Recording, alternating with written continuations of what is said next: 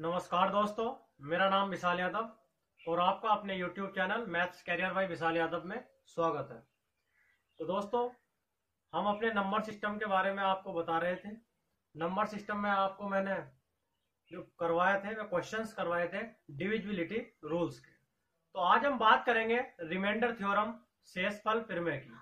तो दोस्तों, शेषफल प्रमेय के बारे में यदि मैं आपको बताऊं तो उसको ध्यान से समझने की कोशिश करेंगे, क्योंकि इससे आपका क्वेश्चंस जरूर बनता है।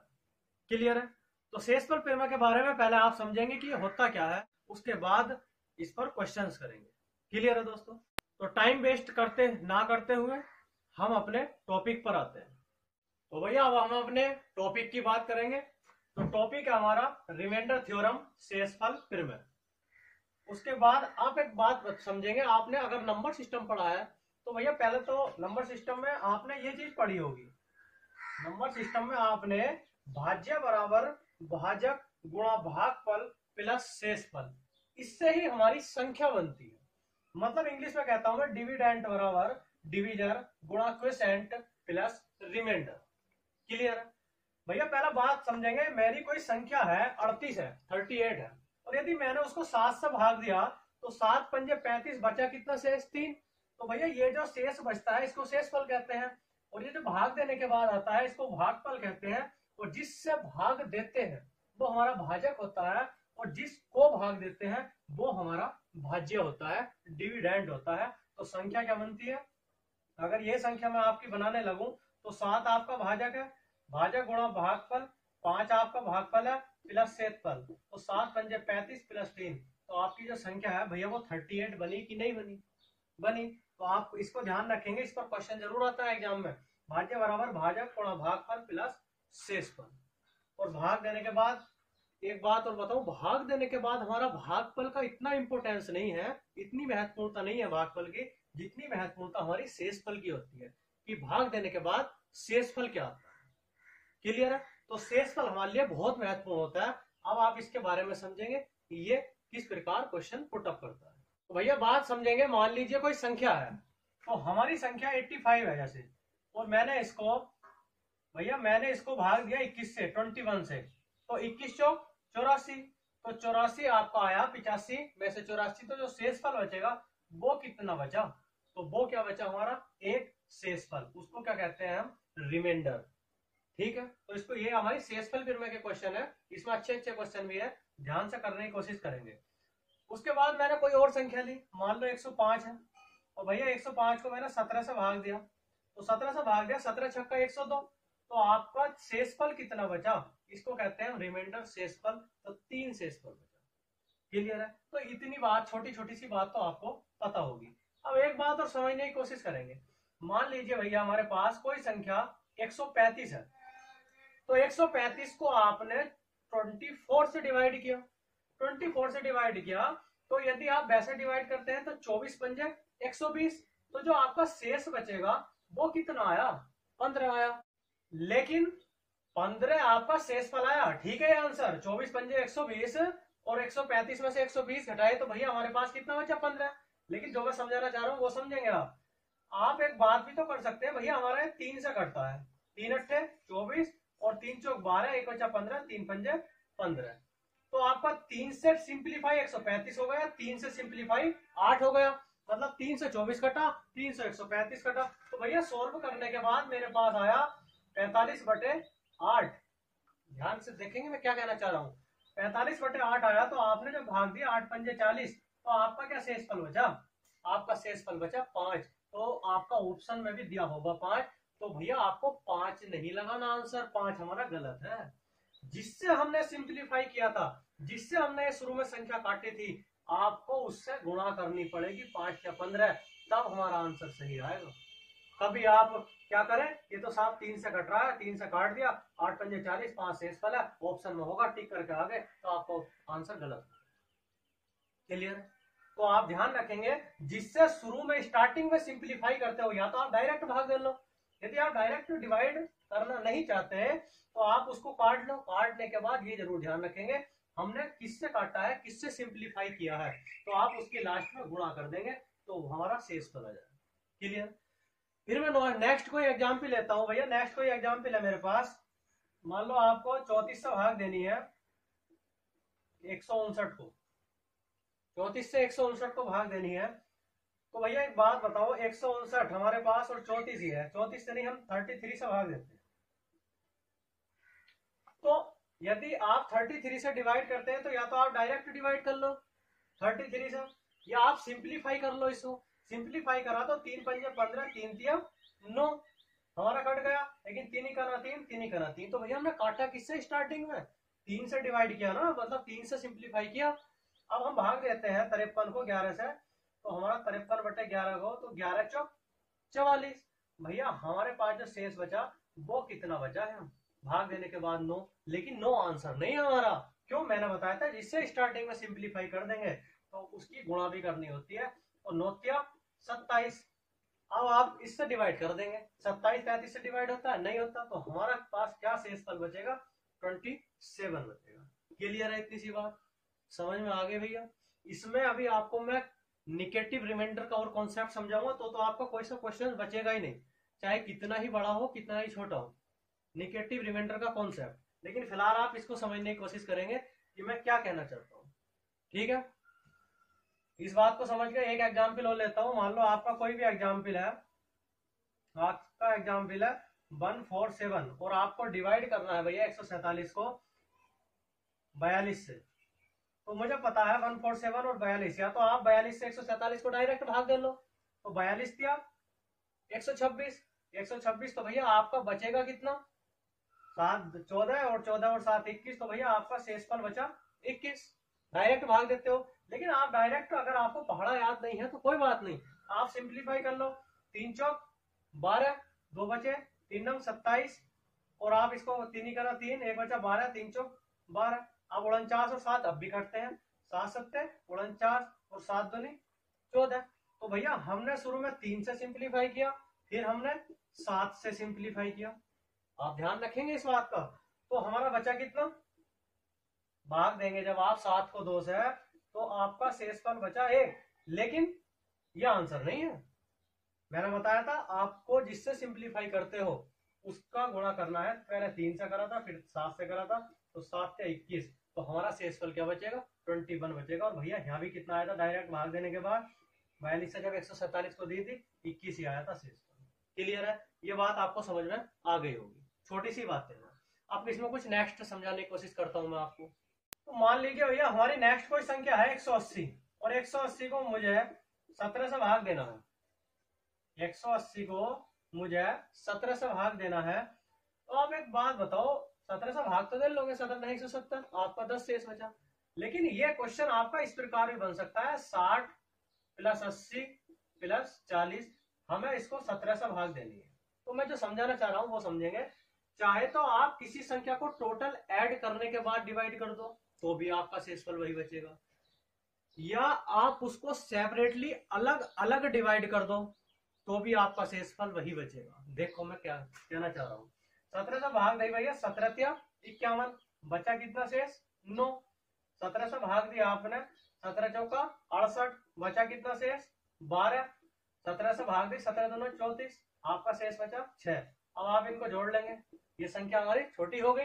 तो 12 6 18, 18 और 9 कितना हो गया भैया? 27। अब 27 आपका 17 से बड़ा, तो दोबारा भाग दे दो। 17 27 को भाग दी तो 10 शेष आया, और यहाँ भी कितना शेष आ रहा था? 10 शेष आ रहा था।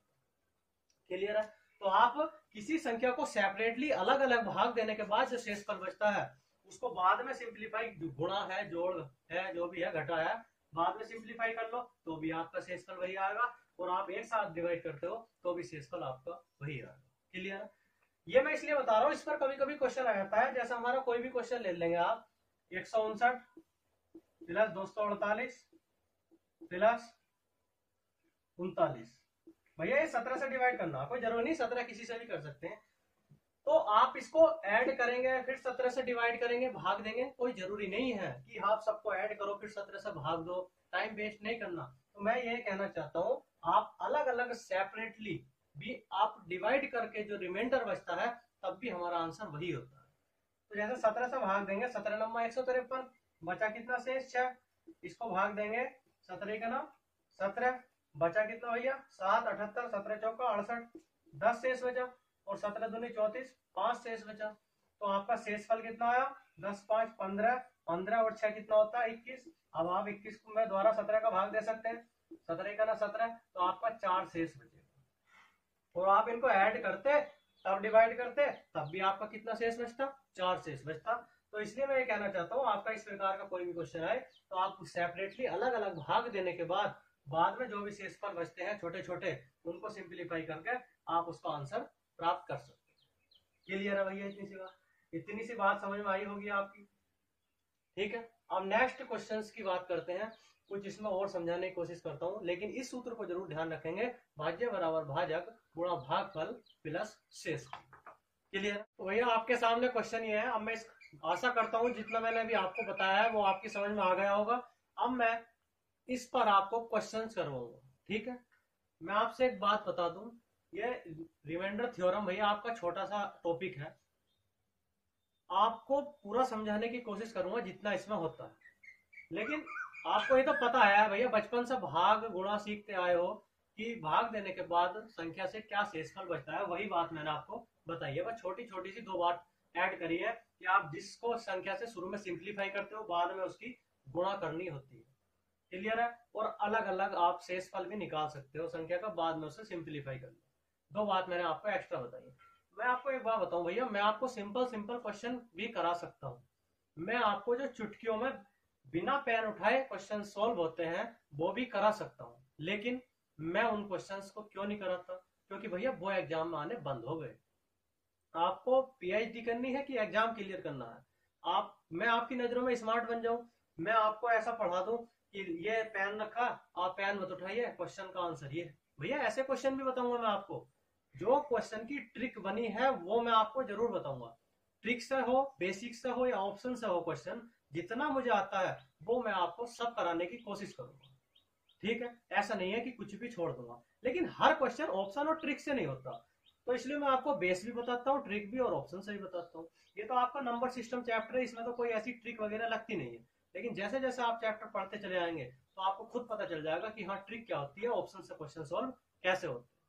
क्लियर है? लेकिन कभी भी ध्यान रखना भैया, कोई भी अगर आपको सिंपल क्वेश्चन कराने के बाद चैप्टर खत्म कर रहा है तो वो आपको गुमराह कर रहा है। सिंपल क्वेश्चन एग्जाम में आने बंद हो गए हैं। समझ रहे हैं ना आप मैं क्या कहना चाह रहा हूँ? अच्छे अच्छे लेवल के क्वेश्चन एग्जाम में आते हैं। ऐसा नहीं है 1-2 सिंपल क्वेश्चन, 2-4 सिंपल क्वेश्चन भी आते हैं, लेकिन भैया उन 2-4 को तो आप कर सकते हो। स्टार्टिंग से 0 क्लास से LKG से मैथ ही पढ़ रहे हो आप, तो आपको अच्छे लेवल के क्वेश्चन करोगे तब तो उन्हें ही कर पाओगे। तो मैं आपको कोई भी सिंपल क्वेश्चन की कोशिश नहीं करता, यही कोशिश करता हूं कि जो आपका एग्जाम में आ रहा है आज की डेट में प्रेजेंट में, वो आपको डाटा दूं। ठीक है, पहले का 20 साल 30 साल पहले का कोई डाटा मैं आपको यूज नहीं करवाता। जो इस समय प्रेजेंट में एग्जाम में आता है भैया, उसकी कोशिश मैं आपको करता हूँ कि वही करो। क्लियर है? मैं टाइम वेस्ट आपका नहीं करना चाहता, हम अपने क्वेश्चन पर आते हैं। पहला क्वेश्चन है 25/7। भैया उसने कहा है संख्या के 6 गुने को भाग देकर शेषफल क्या होगा। अब यदि आप वो 25 को 7 से भाग दो तो भैया आपको पता 7 का 21, कितना शेष बचा? 4 शेष बचा। तो हमारा आंसर कितना था? 4 था। लेकिन उसने कंडीशन रखी है संख्या के 6 गुने को भाग देकर शेषफल क्या होगा। अब मैं आपको क्या समझाना चाहता हूँ, क्वेश्चन क्यों लिया है।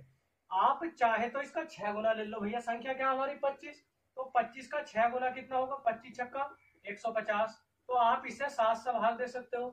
7 से भाग दोगे, 7 दूनी 14, 7 दूनी 14, 1 हो जाता 7 का 7। तो भैया आपका शेष कितना आया? 3 आया। लेकिन मैं जो समझाना चाहता हूँ आप वो समझेंगे। आपको संख्या का 6 गुना 8 गुना कुछ नहीं करना, टाइम वेस्ट नहीं करना। हमारा शुरू में भाग देने के बाद 25 को 7 से 4 शेष आया था, तो डायरेक्ट आप जो शेष फल आता है उसका भैया 6 गुना कर दो, डायरेक्ट 6 गुना उसका। तो 6 चौक 24, 24 को 7 से भाग दे दोगे तो भी आपका कितना आएगा? 3 ही शेष आएगा। क्लियर है? तो आपको संख्या का कुछ 6-8 गुना नहीं करना, डायरेक्ट जो शुरू में शेष फल आया उसका उतने गुना करके भाग दे दो तो भी आपका आंसर वही आएगा। क्लियर है? नेक्स्ट क्वेश्चन की बात करता हूँ। ऐसे क्वेश्चन आपके एग्जाम में आते हैं तो समझने की कोशिश करेंगे। 3 की पावर 25 प्लस 3 की पावर 26 प्लस 3 की पावर 27 प्लस 3 की पावर 28, वो कहता है किससे डिवाइड है। आपके पास 4 ऑप्शन है, किससे डिवाइड है। तो भैया एक बात बताओ, यदि मैं 3 की पावर 25 इसमें कॉमन ले लो तो कोई प्रॉब्लम तो नहीं है। तो अंदर कितना बचेगा? 1 प्लस अंदर कितना बचेगा? 3 प्लस अंदर कितना बचेगा 3 की पावर 2 प्लस अंदर कितना बचेगा 3 की पावर 3। भैया 3 की पावर 25 कॉमन लिया तो एक ही बचेगा ना, या 3 की पावर 1 बचेगा, या 3 की पावर 2 बचेगा, 3 की पावर 3 बचेगा। क्लियर है।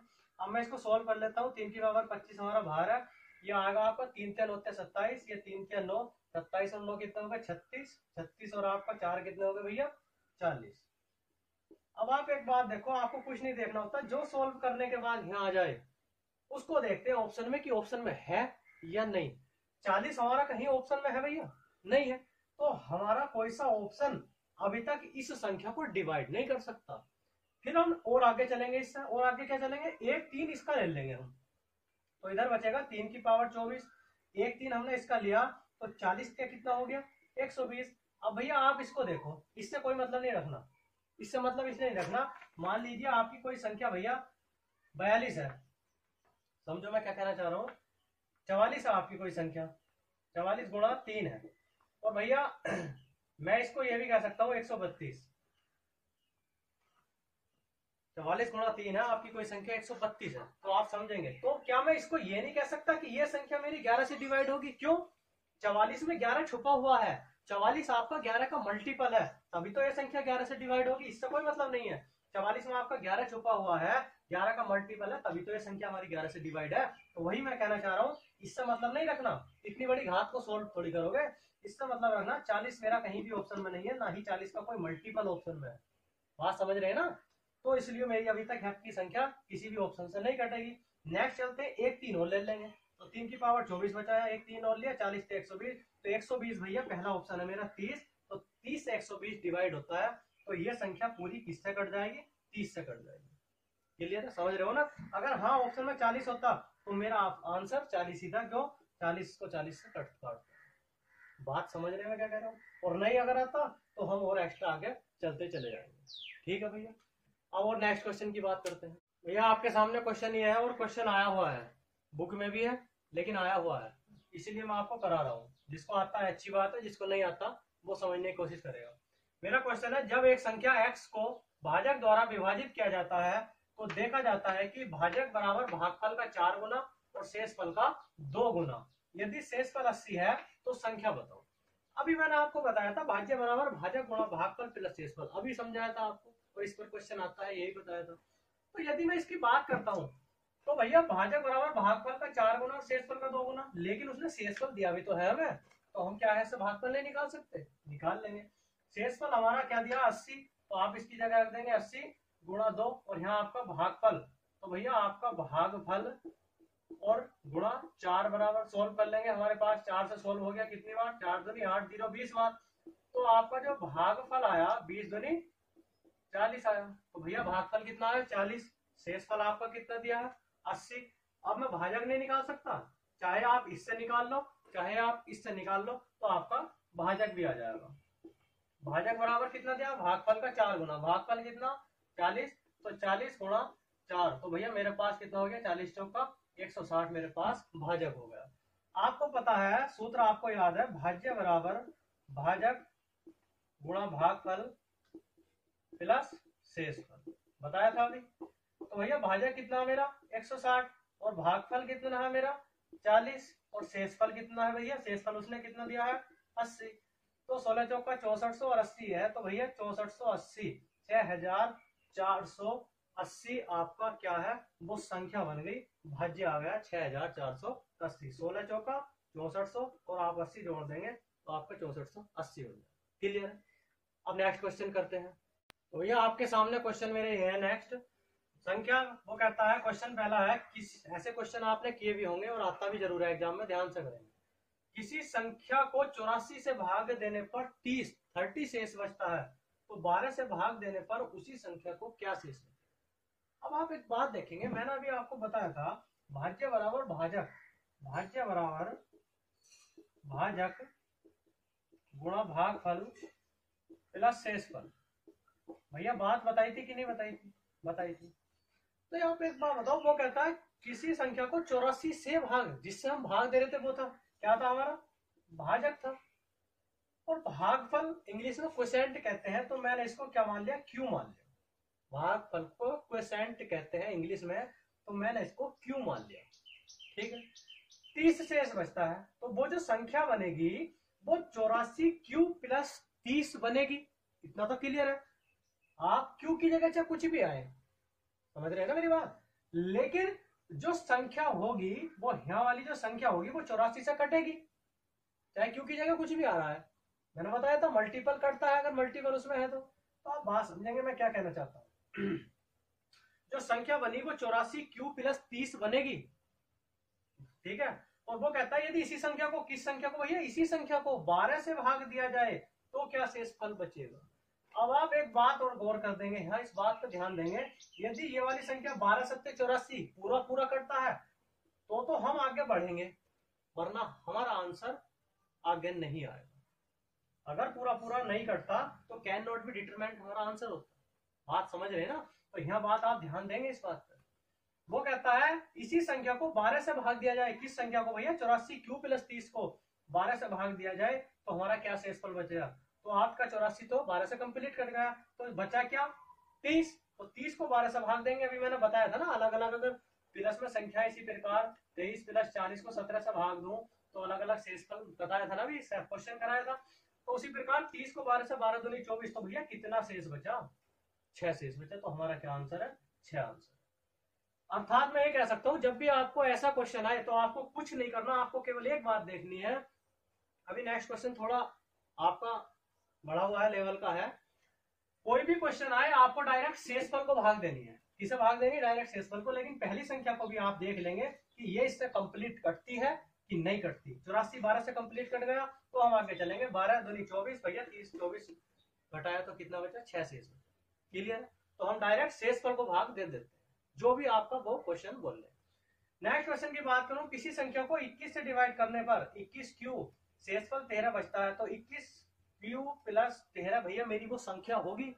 और वो कहता है इस संख्या के वर्ग, इस संख्या के वर्ग के 3 गुने को उसी भाजक से विभाजित किया जाता है। मतलब किससे विभाजित किया जाता है भैया, भाजक क्या था पहले हमारा, 21 था, उसी भाजक से विभाजित 21 से विभाजित किया जाता है तो शेषफल क्या होगा। अब आप एक बार बताओ, मैंने बताया था जो भी क्वेश्चन में बोल रहे हैं आपका वही करना है। तो भैया 21 से 21 तो हमारा कैंसिल होता है। अब चाहे इसका वर्ग हो क्यूब हो, ये तो आपका कैंसिल होगा। मैंने बताया था जो भी करना हमें शेषफल के साथ करना होता है। उसने कहा उसके वर्ग का 3 गुना, तो भैया 13 का वर्ग कितना होता है, 169, और उसका 3 गुना डायरेक्ट शेषफल के साथ बताया था ना, डायरेक्ट शेषफल को भाग दो। तो यहाँ उसने कहा उसके वर्ग का 3 गुना, तो डायरेक्ट शेषफल का कर देंगे, शेषफल के वर्ग 169 का 3 गुना। अब आप इसको भाग दे लो 21, तो आपका आंसर आ जाएगा। बात समझ में आई या नहीं। अब आप इसको सॉल्व कर लेंगे भैया, 21 से सॉल्व करेंगे 169 को, या सिंप्लीफाई कर लेंगे 3 सत्ते 3 का ना 3 3 सत्ते 21, 7 से काट देंगे आप, 7 दूनी 14 29, तो शेषफल कितना बचेगा आपका, तो 7 दूनी 14 और 2 29, 7 चौक 28, तो भैया कितना शेष बचा, 1 शेष बचा। लेकिन हमने सिंप्लीफाई किससे किया था, 3 से किया था, तो 1 गुणा 3, तो मेरे पास क्या आंसर होगा, 3 आंसर होगा। बात समझ में आई या नहीं आई। जो भी आपको ऐसे क्वेश्चन में बोले डायरेक्ट आप शेषफल में, आशा करता हूं इतनी सी बात समझ में आई होगी, आपने ऐसे क्वेश्चन किए भी होंगे। अब नेक्स्ट क्वेश्चन करते हैं भैया। हमारा क्वेश्चन ये है, नेक्स्ट क्वेश्चन हमारा कहता है जब किसी संख्या को भाजक डी से, भाजक कोई डी दे दिया, उसने नाम दे दिया, विभाजित किया जाता है तो शेष 10 बचता है, और एन स्क्वायर को डी से विभाजित किया जाता है। मतलब जब किसी संख्या को, कोई संख्या मेरी एन थी, मैंने एन मान ली, जब किसी संख्या n को भाजक d से विभाजित किया जाता है तो हमारा शेष 10 बचता है। और भैया फिर कहता हूं यदि n स्क्वायर को d से विभाजित किया जाता है तो हमारा शेष 4 बचता है। जब n स्क्वायर को, उसके वर्ग को d से विभाजित, उसी भाजक से विभाजित किया जाता है तो शेष कितना बचता है, 4 बचता है। तो d के कितने मान संभव है, जो हमारे भाजक आएंगे वो कितने भाजक आ सकते हैं, उसका मतलब ये। तो यदि मैं इस क्वेश्चन को समझाने की कोशिश करूं तो पहले आप एक बात समझेंगे भैया। मान लीजिए कोई संख्या मेरे पास 16 है, 16 है, और मैंने उसको 3 से डिवाइड किया, तो 3 पंजे 15, शेष कितना बचा, 2। मेरे पास कोई संख्या भैया 28 है, और मैंने उसको 28 क्या, मैंने उसको 6 से विभाजित किया, तो 6 चौक 24, शेष कितना बचा, 4। अब मैं क्या समझाना चाहता हूं, बात समझेंगे। कभी भी शेषफल भाजक से बड़ा नहीं होता है। बात समझेंगे, कभी भी शेषफल भाजक से, रिमाइंडर नेवर ग्रेटर, ध्यान करेंगे, reminder never greater than division. मतलब कभी भी हमारा शेषफल भाजक से बड़ा नहीं होगा, हमेशा छोटा होगा। जो शेषफल आएगा वो भाजक से छोटा ही आएगा। बात समझ रहे हैं मैंने क्यों समझाया, अभी बताओ। तो भैया मैंने इसलिए समझाया ये बात आपको। वो कहता है किसी संख्या n, भैया कोई संख्या मेरी n है, उसे हम d से डिवाइड करते हैं तो मेरे पास जो शेषफल आता है वो 10 आता है। क्लियर है। और फिर वो कहता है उसका n स्क्वायर मतलब संख्या का वर्ग कर दिया। भैया संख्या का वर्ग ही तो किया है, उसको d से डिवाइड करते हैं तो मेरे पास शेषफल कितना आता है, 4 आता है। क्लियर। अब मैंने अभी बात समझाई थी भाज्य बराबर भाजक गुणा भागफल प्लस शेषफल में। भैया जो मेरा शेषफल आता है मैं उसको डायरेक्ट वही कर सकता हूं जो मेरा संख्या में हो रहा है। उसने डायरेक्ट संख्या में क्या किया है भैया, वर्ग कर दिया संख्या का। तो मैंने बताया था हम भी डायरेक्ट उस शेषफल का जो भी क्वेश्चन में बोलेगा वही कर देते हैं। तो ये तो मेरा 4 शेषफल बचा था, तो मेरे को जो शेषफल बचा था मैं उसका डायरेक्ट वर्ग कर सकता हूँ क्योंकि संख्या में वर्ग किया। तो 10 का स्क्वायर करोगे भैया आप तो आपका 100 आएगा। अब बात समझेंगे, लेकिन वो कहता है 4 शेषफल बचता है। तो 4 शेषफल यदि मैं बचाऊंगा तो भैया यहाँ तो मेरा 100 आया, तो मैं इसको 96 प्लस 4 नहीं लिख सकता। अगर मैं इसका वर्ग करता हूं तो मेरा 100 आता है, लेकिन वो कहता है 4 शेषफल बचता है, तो मेरा 4 मैंने अलग लिख लिया, तो भैया 96 अलग लिख लिया। तो वो जो संख्या है वो 96 से कटेगी, 96 से कटेगी, या उसका कोई ना कोई फैक्टर होगा जिनसे वो संख्या कटेगी, तभी तो मेरे पास 4 शेषफल आएगा। बात समझ रहे हैं। वो कहता है डी के कितने मान संभव है, मतलब इस डी, यही तो है, इसे तो हम डिवाइड करेंगे तभी तो मेरे पास 4 शेष आएगा। तो इस डी के कितने मान संभव है, कितने फैक्टर हो सकते हैं इसके जो मेरे इस संख्या को काट दे। तो आप एक बात समझेंगे, 96 2 से भी कटता है, 4 से भी कटता है, 6 से भी कटता है भैया, और 8 से भी कटता है, और आपका 12 से भी कटता है, और आपका 16 से भी कटेगा, ये 24 से भी कटेगा, और आपका 32 से भी कटेगा, और भैया 48 से भी कटेगा, और क्या नाम है 48 दूनी 96, एक 96 से कटेगा। अब बात समझेंगे मैं क्या कहना चाहता हूँ। बात ये है भैया मेरी, 2 4 6 8 12 16 24 32 48 96 सबसे 96 करता है। या तो मेरा ऑप्शन में 96 दिया हो, अगर ये बात ना पूछता तो डी के कितने मान संभव है, पूछता कि डी की वैल्यू बताओ, तो हमारा 96 आंसर होगा, या कोई ना कोई 96 का फैक्टर आंसर होगा। बात समझेंगे, या तो 96 से कोई ना कोई फैक्टर आंसर होगा या 96 खुद आंसर होगा। लेकिन उसने पूछा डी के कितने मान संभव है, मतलब डी के कितने मान आ सकते हैं। तो भैया ये वाले मान तो आएंगे ही नहीं। क्यों, मैंने अभी बताया था कभी भी शेषफल भाजक से बड़ा नहीं हो सकता। शेषफल यहाँ पहले कितना आ रहा था, 10 आ रहा था, तो भैया शेषफल अगर मैं इनको भाजक मानता हूं तो भाजक तो शेषफल से छोटे हो गए नहीं आए। तो मैंने बताया शेषफल कभी भी भाजक से बड़ा नहीं हो सकता, शेषफल हमेशा भाजक से छोटा ही रहेगा, मतलब भाजक शेषफल से बड़ा रहेगा। तो ये वाली संख्याएं हैं आपकी शेषफल से बड़ी होनी चाहिए, तो 10 से जितनी भी छोटी संख्या है वो तो हम काट देंगे, निकाल देंगे, तभी तो मेरा ऊपर वाली संख्या में 10 शेष बचेगा। अरे बात समझ रहे हैं या नहीं समझ रहे। तो मेरे पास कितने फैक्टर बचे, 3 4 5 6। तो भैया मेरे पास डी के कितने मान संभव है, 6 मान संभव है, 6, और 10 से छोटे हम निकाल देंगे बाहर, क्योंकि मेरे पास कभी भी भाजक बड़ा ही होगा आपका शेषफल से, और आपका शेषफल 10 है तो इससे बड़े ही फैक्टर आएंगे, या 96 या उसके फैक्टर जो हमारा डी का मान होगा। तो 6 मान संभव है डी। क्लियर है भैया। आशा करता हूँ इतनी सी बात समझ में आई होगी। आप वीडियो पॉज करके देख सकते हैं, अगर समझ में नहीं आया हो तो, या आप कमेंट में बता सकते हैं।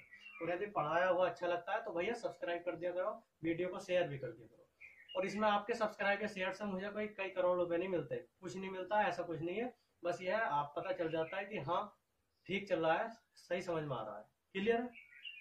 बाकी नेक्स्ट क्वेश्चन भैया नेक्स्ट वीडियो में मैं आपको कराऊंगा। ओके।